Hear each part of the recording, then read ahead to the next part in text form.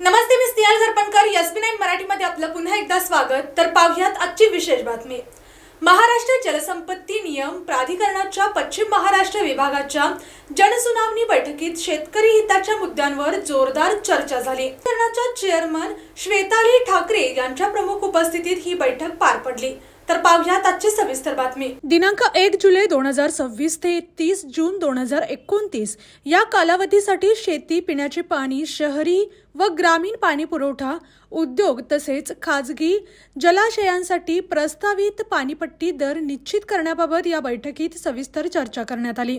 यावेळी शेतकरी नेते चंद्रदीप नरके यांनी शेतकरी हिताची भूमिका मांडत प्रस्तावित पाणीपट्टी दरवाढ तसेच शेतीसाठी पाणी मीटर सक्तीला तीव्र विरोध दर्शवला. सध्या अस्तित्वात असलेला प्रति हेक्टर 1350 सिंचन जलदर कायम ठेवावा अशी ठाम मागणी त्यांनी केली.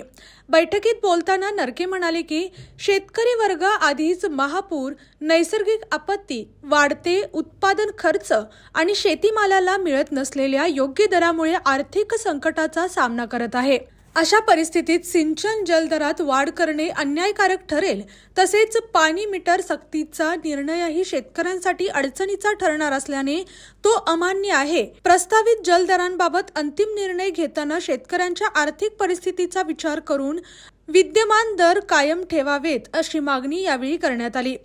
बैठकीत विविध क्षेत्रातील प्रतिनिधींनीही आपापली मते आणि सूचना प्राधिकरणासमोर मांडल्या. जिल्ह्यातील, राज्यातील व राष्ट्रीय स्तरावरील ताज्या बातम्या पाहण्यासाठी पाहत रहा SB9 मराठी न्यूज चॅनेल.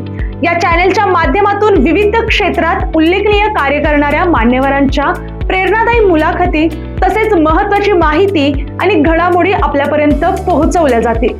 अशा नवीन बातम्या आणि माहिती मिळवण्यासाठी चॅनेलला लाईक करा, शेअर करा आणि हो, सबस्क्राईब करायला विसरू नका. पाहत रहा SB9 Marathi, your time your news. धन्यवाद.